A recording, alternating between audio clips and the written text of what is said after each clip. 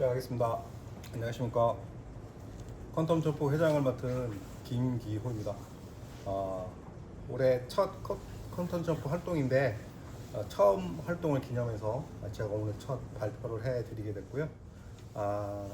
많이 알고 계신 내용입니다. 많이 알고 계신 내용인데 그 중에 세금 관련 정보를 좀 정리해서 체계적으로 정리해봤습니다. 그래서 보시기 편하게끔 정리했으니까 내용 설명 들으시고 또 필요하실 때 바로바로 보시게끔, 그래서 지금 이렇게 유튜브도 촬영하고 또 이 PPT 자료도 유튜브에 그 더보기란에 업로드 해놓을 테니까 필요하실 때 다운받으셔서 이용하시면 될 것 같습니다.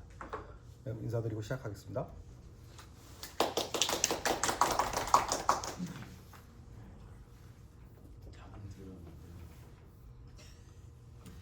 일단 이해를 돕기 위해서 단계별로 좀 정리를 해보았습니다. 그래서 첫 번째 이제 취득 단계, 부동산을 살 때고요. 거기에 필요한 이제 취득세, 농어촌 특별세, 지방교육세에 대해서 정리했고요. 그 다음에 두 번째 보유 단계, 부동산을 가지고 있으면 발생하는 세금에 대해서 또 정리를 했습니다. 그래서 거기에 해당되는 것은 재산세나 종합부동산세가 해당이 되고요.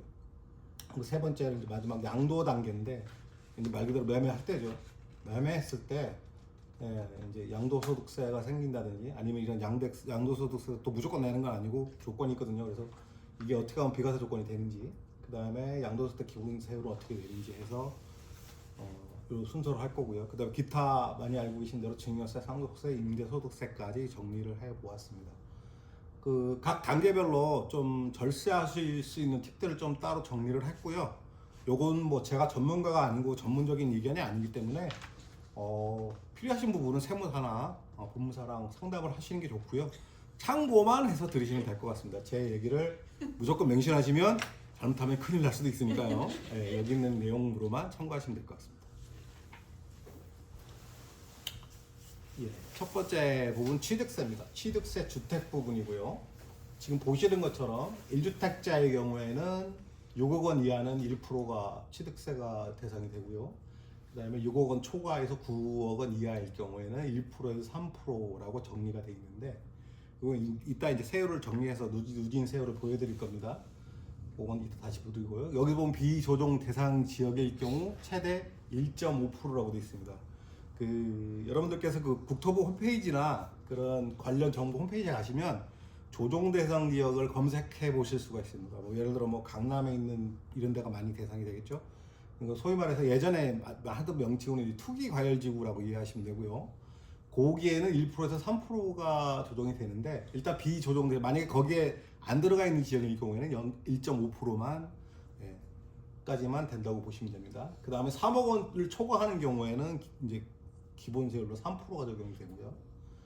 그 다음에 이제 2주택인 경우입니다. 2주택은 구입하는 주택이 두 번째인 경우입니다. 내가 이미 주택을 가지고 있고 첫 번째는 어떻게 되든 상관없이 두 번째 주택이 이제 조정지역에 있는 겁니다.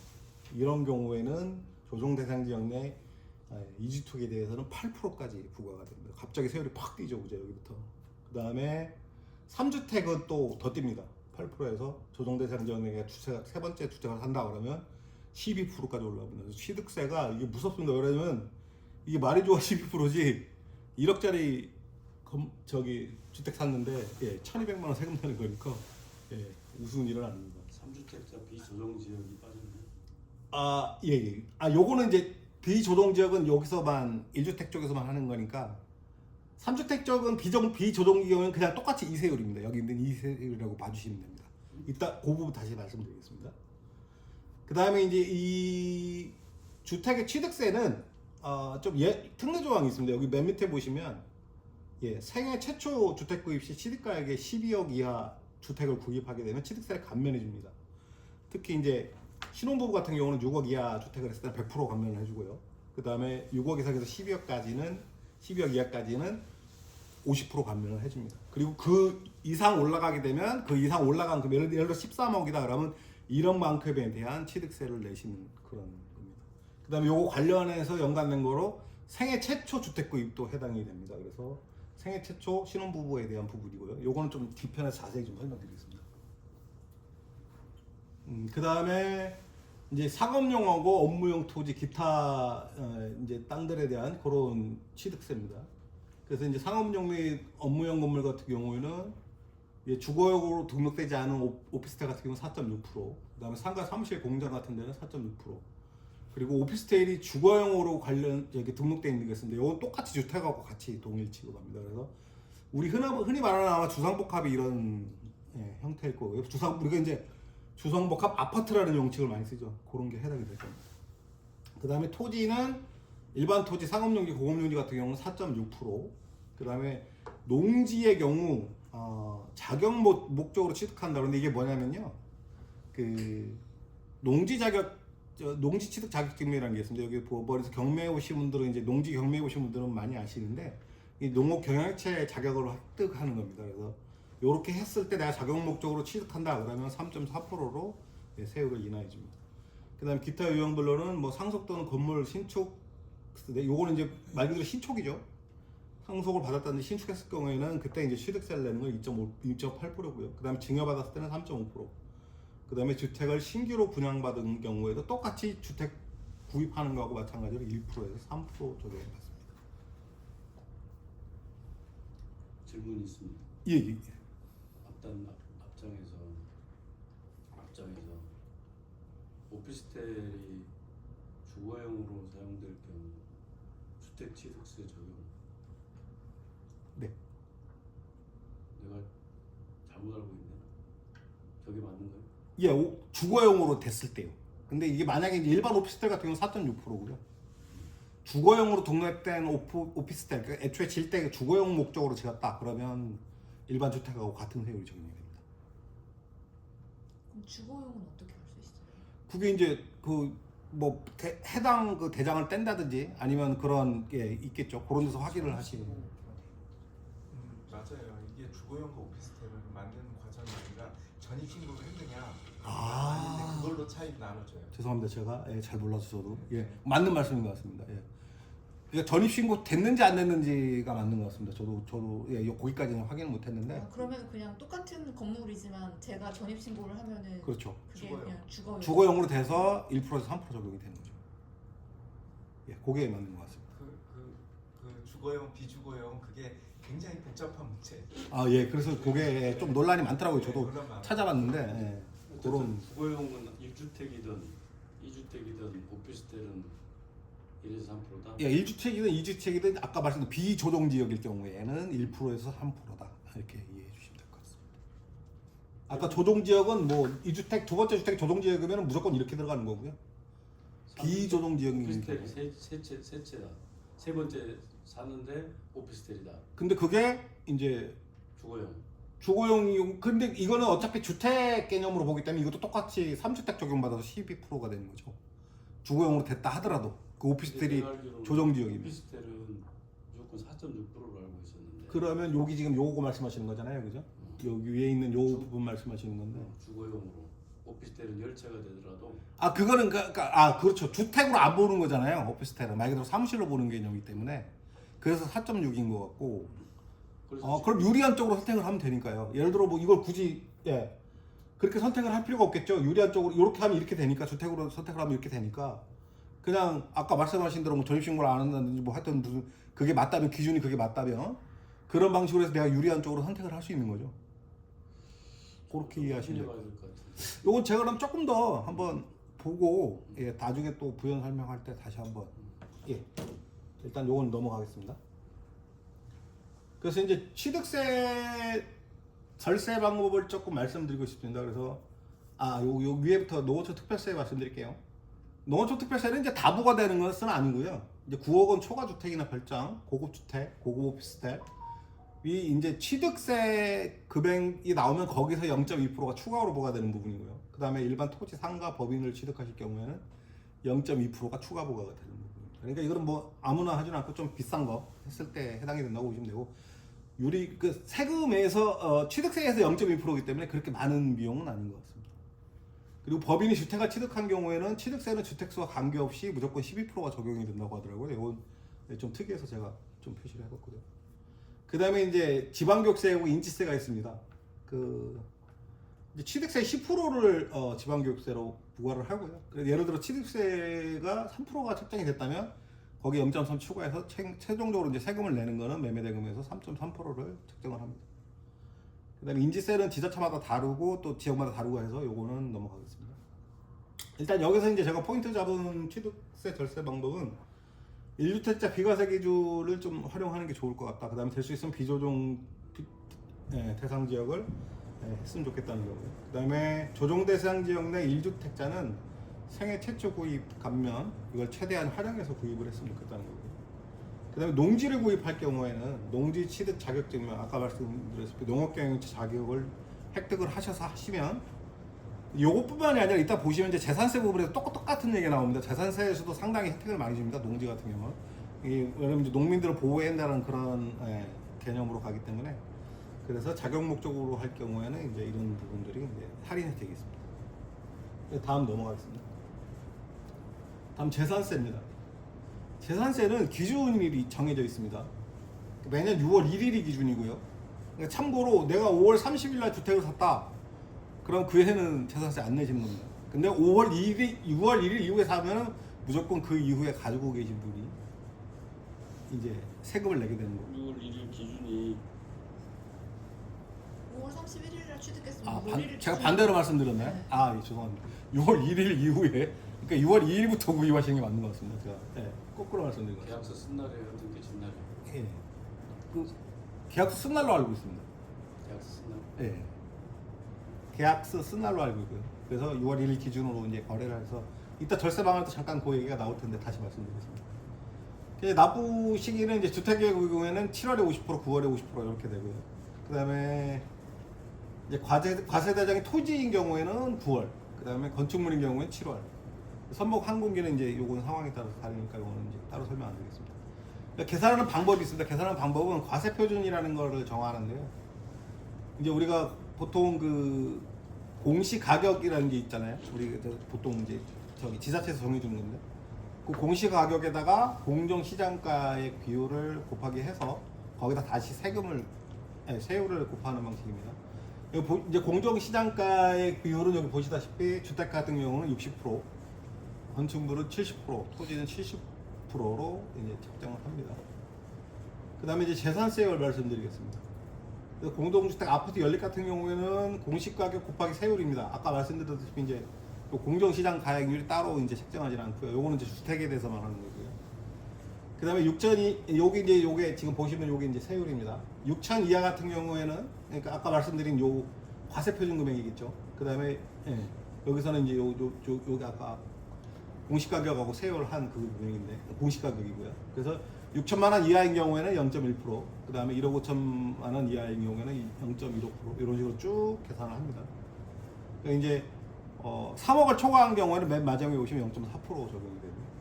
그 다음에 일반 건축물 이제 상가, 공장, 오피스텔, 주택 같은 경우는 0.25% 적용이 돼요. 그 다음에 일반 토지는 2억 이하인 경우는 0.2%, 10억 이하인 경우에는 0.3%, 그리고 이제 끝에 보시면 50억을 초과한 경우에는 0.5%가 이제 재산세율입니다. 그 다음에 건축물 부속 토지 중과세 대상 해서 이게 뭐냐면 이제 그 땅이 있고 건물을 졌는데 건물에 대한 세금이 나오고 이제 땅에 대한 세금이 따서 토지 세금을 내게 되잖아요. 그 부분에 대해서 예를 들어 별장이 있는데 그 별장에 있는 부속 토지라든지 골프장이나 오락장, 뭐 카지노 같은 데겠죠. 뭐 그런 시설 같은 경우에는 이제 좀 사치성 그런 걸로 봐서 4%를 부과합니다. 그리고 이제 아까 그 제가 그 농지 자격 취득 증명에서 이제 취득세에서 농지 같은 경우는 이제 우대를 해드린다고 했는데 재산세도 똑같이 이제 농지 자격을 얻으셔가지고 농업경영 목적으로 하실 경우에는 0.07%입니다. 그래서 세금이 되게 상당히 미약합니다. 뭐 제가 여담으로 저도 얼마 전에 아버지한테서 이제 토지를 증여를 받았는데 실제로 재산세를 몇만 원밖에 안 내더라고요. 땅은 한 거의 1,000평 가까이 되는데 재산세 상당히 자격은 그럼 어떻게? 이건 내가 농업경영체를 한다는 그거를 면사무소 기초지자체에 내셔야 되고요. 시골 같은 경우는 면사무소, 그다음에 이제 도시 같은 경우는 동사무소라고 생각하시면 돼요. 거기 가셔가지고 그 농업경영체 신청서를 냅니다. 그래갖고 거기서 심사를 해서 하는데 간단합니다. 신체를 내고 나면 전화가 옵니다. 전화가 와서 당신 뭐 할 거예요? 그러면 예, 그 텃밭 할 거예요. 한마디 하시면 끝납니다. 그러면 실제로 텃밭을 해야 되는 거예요? 해야 돼요. 이거 안 한다고 하면 안 됩니다. 저 같은 경우는 이제 참고로 말씀드릴게요. 저는 가능했던 게 저는 충청북도 영동군입니다. 저 인천에 사는데 거리가 엄청 멀어요. 근데 처음에 전화가 왔어요. 인천에서 오십니까? 그래서 예 갑니다. 어떻게 오시는데 일주일에 한 번씩 갑니다. 주말 농장하고 갑니다. 그랬더니 더 이상 얘기 안 하시더라고요. 그리고 허가 받았습니다. 증여? 예, 아버지한테 증여받았는데 그래서 제가 농업 경영지 신청을 해가지고 요 농지자 취득 자격을 제가 획득을 한 겁니다. 이게 많이 어렵지 않습니다. 예, 쉽습니다. 예, 특히 내가 아예 연고지가 없으면 좀 어렵대요. 그 얘기 저도 들었어요. 근데 뭐 시골에 부모님이 계시다든지 친척이 있다든지 이런 경우에는 상당히 유리하다고 하더라고요. 우리 홍 과장님 춘천에다가 이렇게 하시면 될 것 같네요. 부모님 계시니까. 이런 분들 유리하죠. 춘천에 땅 사면. 예. 주말 농장 한다고 하면서 많이 하죠. 서울 근교에. 그래서 하는 걸로 알고 있어요. 네, 그렇게도 많이들 하고요. 예. 그래서 서울 근교 땅에 투기들 많이 하시잖아요. 농지. 그래서 근교를 산다고 하죠. 예, 절대 농지 대상으로. 요런 이게 농지라는 게 어쨌든 개발하면 어떻게 될지 모르잖아요. 그러니까 그런 식으로 많이 구입을 한다고 하더라고요. 그다음에 종합부동산세입니다. 종부세라고 하죠. 뭐 우리 여기서 종부세 해당되시는 분 거의 없을 것 같은데 예, 부동산이 엄청 많으신 분에 대해서 이제 하는 거고요. 이것도 똑같이 6월 1일 기준입니다. 그리고 1주택자는 공시가격 12억 초과인 경우에 이제 0.5에서 2.7까지 누진될 경우고요. 다주택자는 공시가격 6억 초과했을 때 여기서 다주택자는 아까 말씀드렸다시피 2가구 2주택 이상이죠. 2주택 이상인 경우에 0.6에서 6.0까지 누진 세율이 적용됩니다. 종부세는 공시가격에서 공제금액을 차감하는 누진세율로 계산이 되는데요. 이 공지금액이라는 게 이제 공제금액이라는 게 좀 있습니다. 요거는 뭐 예를 들어 여기 밑에 다시 한번 말씀드릴 텐데 일단 넘어가겠습니다. 그다음에 토지 같은 경우는 종합 합산 토지, 나대지 잡동지 같은 경우는 5억 초과에 0.6, 3.0. 그러니까 보시면 종부세는 5억이 넘어야 되는 거죠. 여기 제가 알기로 그 서울역의 김모 님께서는 여기 5억 넘는 걸로 알고 있는데 서울역? 서울역 아닌가? 하여튼 또 개인 프라이빗 때 더 이상 얘기하지 않겠습니다. 그런 분들도 계세요. 가끔 해당되시는 분도 계시더라고요. 종부세 저도 계속 내고 있는데 저게 다주택자한테는 엄청 불리해요. 예, 그렇더라고요. 네. 그 임대사업자 등록을 하신 거죠? 아니요. 안 하셨어요? 안 했는데 다주택자한테는 엄청 불리하더라고요. 진짜. 네, 알겠습니다. 일단 기준이 확 낮아져요. 네. 자, 그래서 이제 일단 12월에 납부하는 종부세 절세 방법이 있습니다. 여기 종부세는 이제 아까 말씀드린 기준일이 6월 1일이고요. 납부는 12월에 합니다. 아까 저 재산세는 7월과 9월이라고 돼 있었는데 요거는 이제 12월에 납부합니다. 12월 1일부터 15일 사이에 납부한다고 들었고요. 그 다주택자는 6억 이상이므로 1주택으로 유지하거나 다른 가족의 상속 증여 주택이 좀 더 있을 경우에 예를 들어 내가 아까 여기 주택 같은 경우 명시해놨죠. 요 금액을 넘었을 경우에는 이제 주택을 좀 줄이는 방법, 그래서 뭐 증여나 상속 이런 방법이 있습니다. 요것도 이따가 이제 양도소득세 가면 또 자세히 나오니까 그때 말씀드릴게요. 그다음에 부부는 공동명의로 하면 1인당 6억 공제 적용이 됩니다. 이게 뭔 얘기냐면 부부 각자 명의로 하기 때문에 12억짜리가 6억씩 나눠진다는 얘기입니다. 그래서 요렇게 그 각자 가지고 있는 걸로, 그러니까 가구 소득이 아니라 각자로 나눈다고 하더라고요. 보통 요거는 이제 임대 소득 많이 하시는 분들이 쓰는 방법 중에 하나더라고요. 요것도 이따가 이제 임대 관련 소득세 관련해서 또 요거 부분 그 얘기가 또 나옵니다. 그때 다시 한번 말씀드릴게요. 그래서 요런 방법이 있고요. 그 다음에 주택임대사업자 등록 시에 공시가격 6억 이하는 주택은 종부세 비과세의 대상이 됩니다. 요거 이제 요게 아까 말씀드린 질문하셨을 때 이제 임대사업자 혹시 하셨냐고 여쭤봤던 게 요런 이유 때문에 그런 거고요. 넘어가겠습니다. 그 다음에 이제 마지막으로 이제 8대 발생하는 양도소득세입니다. 그 양도소득세 같은 경우 정의는 부동산, 주식 등의 자산을 매매할 때 발생하는 양도 차익에 부과가 되는 거고요. 그래서 양도소득세는 어떻게 계산이 되냐면 일단 양도가액이라는 게 있을 거고, 그 다음에 취득가액이라는 게 있을 거고, 그 다음에 필요 경비, 거기에 이제 뭐 여러 가지 재반 비용 들어갔을 때 그 비용, 그 다음에 장기 보유했을 때 그 공제율이 있습니다. 그래서 공제율까지 하고 거기서 이제 세율을 한 다음에 세액을 공제하는 방식으로 계산을 합니다. 나중에 제가 오늘은 제가 충분히 시간이 안 돼서 그런데 나중에 좀 시간이 되시면 요거는 제가 아까 질문하셨던 내용도 그렇고 보충 설명이 되면은 실제로 계산하는 걸 한번 제가 여기서 시연을 해보여 드릴게요. 그래서 뭐 내가 얼마에 샀는데 얼마에 팔았다 이런 식으로 해서 해봐 드려야 되는데 오늘은 좀 시간 관계상 그거는 좀 안 될 것 같고요. 오늘은 좀 이론 학습하시는 걸까지만 좀 느껴주시면 될 것 같고요. 그다음에 이제 장기 보유 특별 공제 같은 경우는 3년 이상 보유 시 공제 가능합니다. 그래서 1세대 1주택자는 최대 80%까지 되고요. 저 80%는 저 끝에 있는 80%는 10년입니다. 10년 맥시멈 10년입니다. 10년까지 가지고 있었을 경우 80%까지 되는 거고요. 그다음 필요 경배는 아까 이제 필요 경배 저 위에서 말씀드렸었는데 뭐 취득세, 아까 취득세 저희 같이 하셨죠. 그 거기 들어간 취득세, 살 때 들어간 취득세, 그다음에 중개사 수수료 내줬던 거, 그다음에 법무사 비용 썼던 거 다 포함이 됩니다. 그래서 그런 비용들을 쓰시면 되고요. 그다음에 아마 임대차 할 때 임대차에서 또 발생하는 비용들이 있어요. 그런 비용들도 해당이 된다고 보시면 돼요. 그다음에 이제 여기 양도소득세 같은 경우는 어쨌든 1가구 1주택자는 이제 배가세권으로 간다는 기본적인 원칙이 이제 깔려 있는 거고요. 그래서 일단 내가 1가구 1주택이다. 그런데 2년 이상 내가 보유했고 실거주에 2년 이상 충족했다. 그러면 9억 원 이하인 경우에는 이제 면세라고 이제 양도소득세가 안 된다고 보시면 되고요. 그다음에 9억 원을 초과하는 부분에서 과세 장기 보유 특별공제를 혜택을 적용해서 합니다. 그래서 최대 80%까지 되는 거고요. 예를 들어 이제 요거는 간단하게 제가 설명드릴게요. 근데 10억을 이제 제가 차익을 낸 거예요. 예를 들어 뭐 10억에 샀는데 20억이 된 거예요. 그래서 10억이 이제 차익이 발생했잖아요. 9억까지는 이제 해준 나갔으니까 1억이 되잖아요. 1억에서 내가 거기서 2년 살았고 10년 동안 계속 거기 거주했어요. 그러면 80% 만땅이 되기 때문에 실제로 내는 금액은 200만 원이라고 생각하시면 돼요. 그렇게 이제 계산을 하더라고요. 그래서 그렇게 말씀드립니다. 그 다음에 요게 이제 다주택자 양도세 중과세 기준이 약간 좀 바뀐 부분입니다. 그래서 23년 개정 이후 다주택자 중과세가 폐지가 됐대요. 그래서 이제 일괄세부를 적용해서 최대 45%를 적용을 하고요. 요거는 이따 뒤편에서 한번 말씀드리겠습니다. 그 다음에 이제 그 전에 이제 예를 들어 바뀌었다고 했으니까 그 전에 뭐였었냐면 2주택자는 20% 포인트입니다. 20% 포인트를 가산을 하고요. 3주택자는 30% 포인트를 합니다. 그래서 3주택자가 주로 팔 경우에는 일단 기본이 50% 깔려버리겠죠. 그러니까 내가 1억 벌었다 그러면 5천만 원 세금 그대로 좀 쌀벌하고 이런 것들이 있고요. 그래서 다음 이제 넘어가겠습니다. 그래서 양도소득세 기본 세율을 보시면 양도소득세 셉니다. 보시면 뭐 1,000만 원, 2천만 원밖에 안 남겼는데도 막 5%씩 때려버리니까요. 그 다음에 뭐 2천만 원 같은 경우는 거의 15% 때리죠.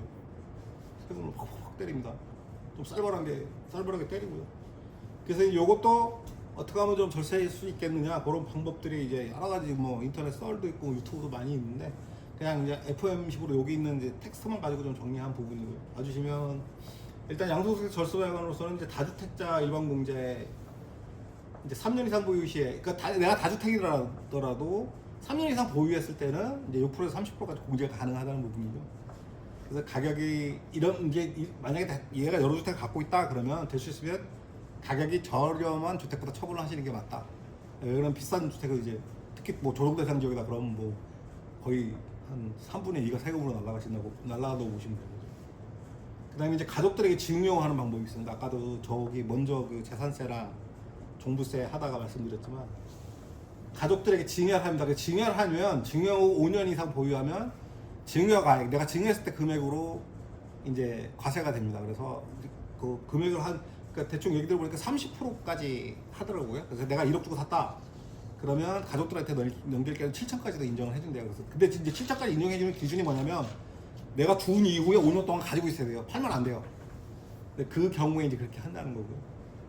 그 다음에 일시적 2주택 비과세인데 요거는 뭐 잘 알고 계신 내용이 내가 중간에 샀는데 이제 신규 주택 취득했는데 이제 3년 이내에 양도하면 그 2주택으로 안 본다는 거죠.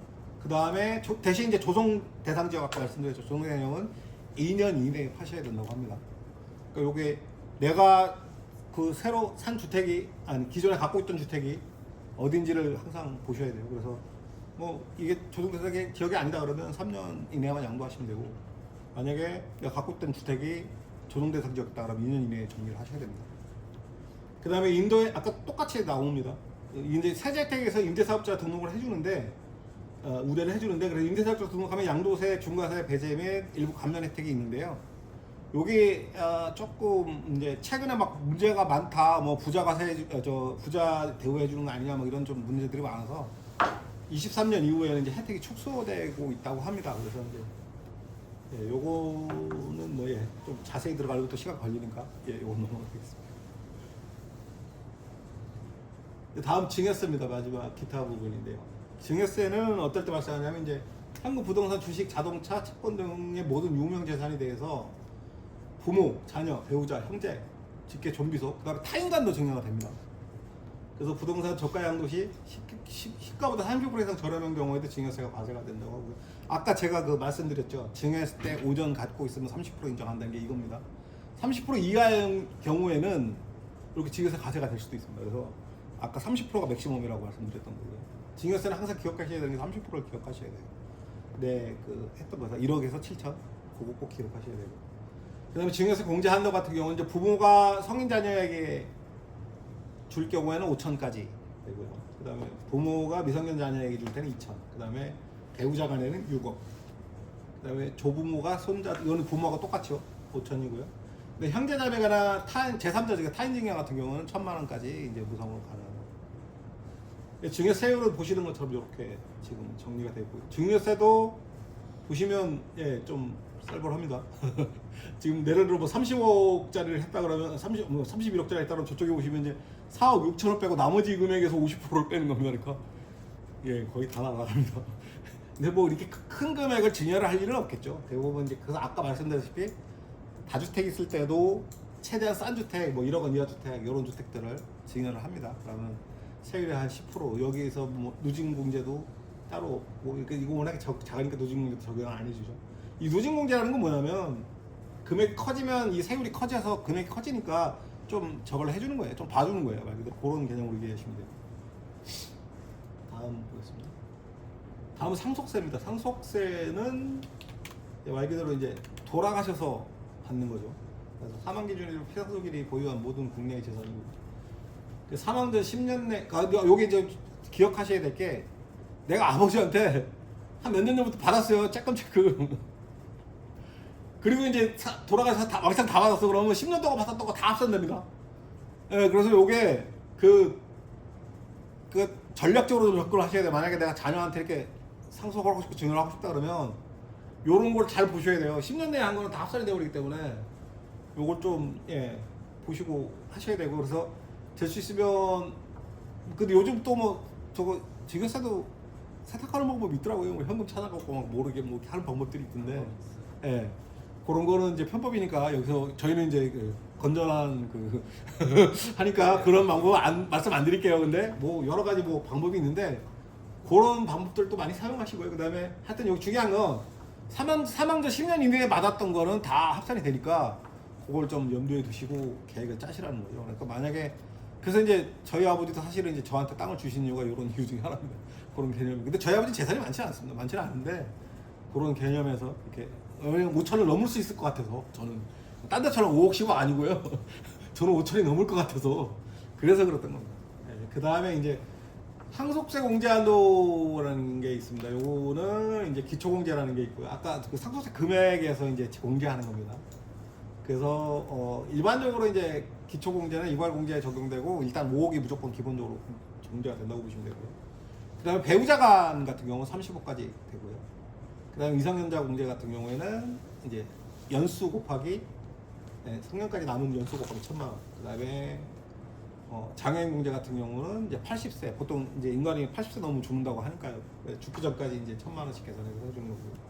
그 다음에 동거주택 상속 공제라는 것도 있습니다. 같이 살고 있는 집인데, 그런 경우에는 어차피 내가 사는 집이잖아요. 어떻게 하는 게 아니잖아요. 뭐 투기도 하고 원래 살던 집은 이제 돌아가셔서 받게 되는 거기 때문에 그런 경우는 조금 더 우대해줘서 80% 최대 6억까지 공제를 해줍니다.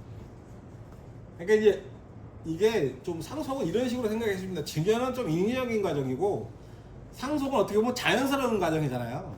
자연적으로 돌아가시는 바람에 발생했다든지 이런 것들이기 때문에 그렇게 해주십니다. 그래서 조금 더 이제 증여보다는 완화를 시켜준다, 그런 개념으로 보시면 되고요. 상속세율 보시면 이제 이렇게 지금 되겠습니다. 그래서 아까 말씀드렸다시피 누진공제 빼고 계산하는 겁니다. 그래서 여기 뭐 2억짜리 샀다 그러면 아까 1,000만 원 빼죠. 그럼 1억 9천에서 20% 이런 식으로 하는 겁니다. 근데 저기서 기초공제가 5억인데 예, 5억까지는 없다는 거지? 예, 없습니다. 근데 밑에 1억을 초과 5억이야. 1,000만 원. 아, 여기서 이제 빼고 났을 때 그 금액입니다. 초과된 금액? 예, 5억 초과된 금액. 예, 맞습니다. 상속은 좀 더 아까 말씀드린 증여보다 이제 많이 완화된 편수로 들어갑니다. 예, 5억까지는. 예, 5억까지 기본적으로 깔아줍니다. 그다음에 임대소득세입니다. 요거는 좀 관심 있으신 분들이 많을 거예요. 그리고 최근에 그 전세도 이제 합니다. 그게 이름이 명칭이 있던데 간접 뭐라고 그러던데 혹시 공인진 대리님 아세요? 그 명칭? 네, 간주임대료. 네, 간주임대료가 있죠. 예전에 간주임대료가 없었는데 간주임대료가 갑자기 생겼습니다. 그거 예를 들어 갖고 그냥 여기 이제 3억이라고 돼 있긴 한데 뭐 예를 들어 5억짜리 집이다. 근데 예전에는 그 세율이 23년까지는 2.9%였대요. 그런데 거기 월세 수입으로 환산하는 방법이. 근데 갑자기 24년부터 3.4%가 올라가지고 지금 비상이 걸렸죠. 그런 부분이고요. 여기 보시면 이제 요거는 부동산을 임대하여 얻은 소득입니다. 그래서 월세 임대 소득이 있고요. 그다음에 보증금에 대한 간주 임대료라고 여기 아까 말씀드린 요거죠. 그다음에 보증금액이 3억을 초과할 경우에 과세가 된다고 합니다. 간주 임대료는. 그다음에 월세 임대 소득은 밑에 보시면 요 조건들이 있습니다. 그래서 임대소득 과세 기준을 보시면 1주택인데 9억 이하다. 그러면 비과세고요. 그 다음에 1주택인데 9억 초과했다. 그래서 거기서 발생한 월세 임대료다. 그러면 이제 과세 대상이 됩니다. 그 다음에 2주택 이상을 갖고 있는데 월세 수익이 발생했다. 이거 무조건 과세가 되는 거고요. 3주택 이상인데 이거 보통 이제 주택이 여러 개 있으면 월세보다 주로 이제 전세로 많이 가겠죠. 왜냐면 대부분 대출을 받아서 사기 때문에. 그래서 전세보증금 3억 초과한 경우에는 간주 임대료에 대해서 과세를 합니다. 그래서 아까 말씀드린 그걸 말씀드리고 간주 임대료 같은 경우에는 과세율이 2.9에서 최근에 3.4%까지 올랐습니다. 그래서 그게 조금 많이 세져서 요즘 같이 올라. 그런 개념으로 좀 보더라고요. 우리가 지금 왜 아직 저희가 그 3.5인가 그렇잖아요. 한국은행에서 공시율이 그죠? 그래서 그거 따라서 가는 것 같더라고요. 정확히는 저는 아직 저는 이렇게 재산이 많지 않아서 거기까지 안 가봐서 잘 모르겠는데 그렇게 하는 것 같더라고요. 그러니까 임대소득세율은 이제 근로소득, 사업소득과 합산해서 합니다. 요거는 이거 왜 관련된 건 다 합산해서 본다고 보시면 됩니다. 그래서 그러다 보니까 이제 임대소득세의 분리과세 방법하고 조각과세 방법을 선택하는 게 있고요. 그 임대소득이 2천만 원 이하인 경우에는 이제 선택이 가능합니다. 그래서 14% 적용을 합니다. 그러니까 다음 페이지 보시면 이제 세율이 나오는데 잠깐만 좀 먼저 볼게요. 이거 죄송합니다. 해놨었는데 안 했네. 이 세율이 한 기본적으로 한 15%부터 시작합니다. 셉니다. 그래서 요게 될 수 있으면 2,000만 이하의 경우는 한 14% 정도 이렇게 가는 거고요. 그다음에 필요경비 같은 경우는 이제 기본적으로 50% 공제가 기본 원칙으로 하고 기본 공제에서 400만 원이 또 적용이 됩니다. 그래서 내가 소득을 받았는데 예를 들어 임대소득이 내가 800이다 그러면 기본 공제가 50%가 되기 때문에 기본 공제에서 50% 그다음에 이제 내가 과세 대상이 되는 게 400이 되는 거죠. 그런 개념으로 이해하시면 되고 이거 계산하는 방법을 넣었으면 좋은데 제가 이거 마지막에 마무리하다가 시간이 없어가지고 이것도 나중에 한번 꼭 계산하는 방법 한번 다시 한번 제가 회원해 드릴게요. 그 다음에 종합과세 연 2천만 원 초과 시에는 다른 소득 합산해서 임대소득 세율이 적용됩니다. 그래서 이게 잠깐만 한번 볼게요. 제가 요거 여기 백자료를 해놓은 게 있는데 이게 어느 정도냐면요. 임대소득이 이게 1,200만 원 이하 같은 경우는 6%, 그 다음에 아까 말씀드린 1,200에서 4,600은 15%인데 4,600 넘어가기 시작하면 막 24, 35, 45까지 올라갑니다. 그래서 1년 내내 임대소득보다 반 이상이 세금으로 나갈 수도 있습니다. 그런 케이스도 있기 때문에 물론 뭐 누구나 다 그렇진 않죠. 부동산 어마무시하게 가지고 계신 분들이 해당이 되실 거고요. 그러니까 임대소득세도 좀 제가 보니까 공부하다 보니까 이게 종부세만큼 만만치 않은 애가 얘더라고요. 그래서 저기가 망했나요? 그 전세 사기 하던 그 주먹이죠. 수도와 저거 다 걸려가지고 뭐 그럴 수도 있고요. 그런 생각이 좀 들어요. 그래서 법이 이제 점점 요런 기존에 빠져나가던 새나가던 것들을 다 이렇게 챙기는 쪽으로 가다 보니까 그런 것 같습니다. 이상으로 이상으로 저 미흡한 발표 자료 마치도록 하겠습니다. 꽉 찬다.